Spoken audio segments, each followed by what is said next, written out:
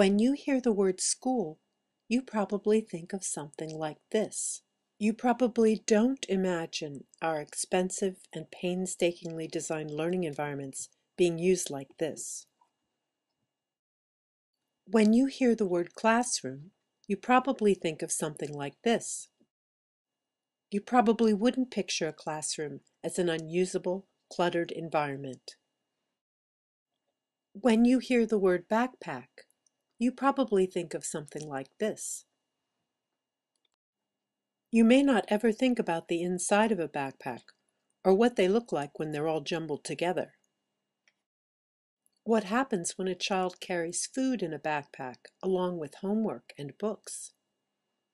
Our culture is suffering under a weight of excess acquisition and cluttering, but our preconceived notion of learning environments as regulated and organized is so strong that we don't even notice when our schools, classrooms, and students are functionally impaired because of clutter. This is Margaret Campbell introducing my primary action research project question. What if my students and I regularly observed, documented, and disposed of clutter in our learning environment? This is the visualized and publicized ideal. This is often the reality. I have a friend who is a pilot, and I asked him once why he enjoyed flying. And my friend told me that when he was up in the air in a plane, he could see places and things that no one who was stuck on a road would ever see. We have to go behind the slick backpacks and shiny lockers to start to see the problem. In relation to this action research project, when I first started, I was on a road.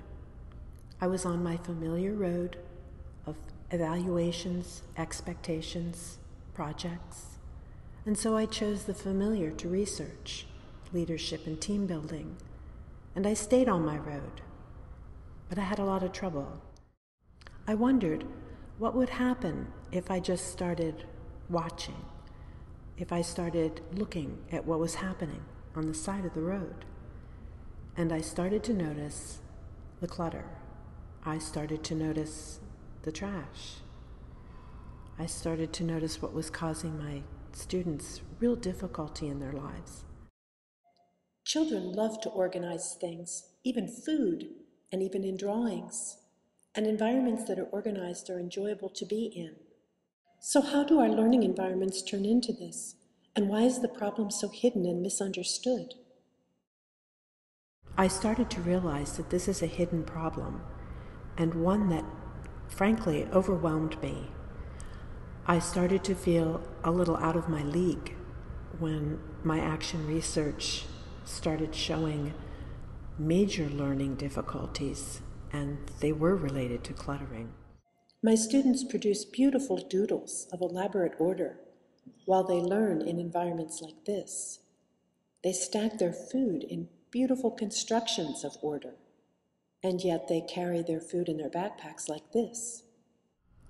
Producing this presentation for you has been extremely difficult. I almost felt like I couldn't find a way to tell this story because the story is one of blindness and also one of not being able to hear. It's a story of being on a road and not being able to see what's in the woods. And so I struggled. And the imagery cannot convey the seriousness of what lies behind these children's lives, of what lies behind any person's lives who are crushed under the weight of cluttering. And it is not so uncommon as we think. Macro cluttering is related to what's happening in the Gulf of Mexico now. Macro cluttering is related to the excess of materials in our dumps. Micro cluttering is related to applications and opportunities being lost every day. And yet, for some reason, we are not addressing this problem in childhood when it starts to form and before it starts to become something that research shows is unable to be worked with. After reading the latest research in medical and psychology journals, Clutter and the hoarding behavior that causes it are under-researched, underdiagnosed, undertreated, and a major problem for an estimated 5% of the U.S. population. And that statistic does not include the people whom the clutter indirectly affects. Once I found out that cluttering has been found to originate in childhood and that cluttering behaviors predict learning difficulties, and that there are no questions on any mental health questionnaire for children that even ask about clutter, I knew that I had to take action. Another aspect of cluttering is that the clutterer and others often do not see the cluttering, nor do they see the difficulties that it poses in their lives. And in my action research, when I asked the question of the students, did it cause a problem? They didn't think that it caused a problem. And now I'm starting to see, and it is in a way sickening, and looking at these photographs day after day and building the website has almost produced a kind of nausea, and I struggled. It's almost as if, how do you produce a presentation on child homicide? There must be a new way. And my future is about finding a new way. In my action research, there were hints that there might be ways to approach children about clutter that were non-threatening. Here are 3 examples. So tell me again why you did that. I was bored. You were bored, so you felt like cleaning out somebody's desk? No, I was going through these desks to see if I could find like notes from people passing notes. Oh, to see note passing stuff. Yeah. Okay. And I found Nothing some. good? I found some. Oh, good. You found some notes? Yeah. Okay, They good. said, dude, I still don't believe you. This student was having a grand time finding notes hidden in desks, which is a clue to kind of a treasure hunt idea. This student found a $20 bill buried in her backpack. I know for sure. Don't you?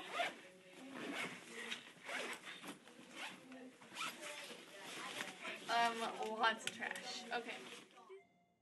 This student started watching for other students in the hall that had fat backpacks and started making a game of helping them. Do you need this? Oh. I need that. Okay, I don't need that. You know? Okay. Okay, That's all, this but I'm gonna keep the can notes. Okay. Oh gosh. Cold. Cold. Do you need that?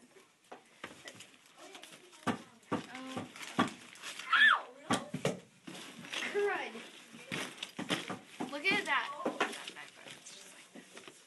Look at all this books. But like,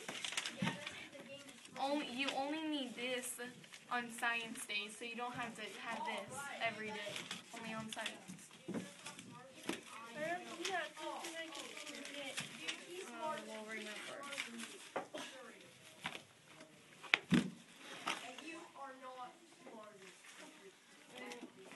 Do you need this? Yeah. Go that away. No, You? no, it's no. What? No. And finally, 2 young men became the clutter control for younger students. Junk. I know my backpack's not blue and it's hard to get.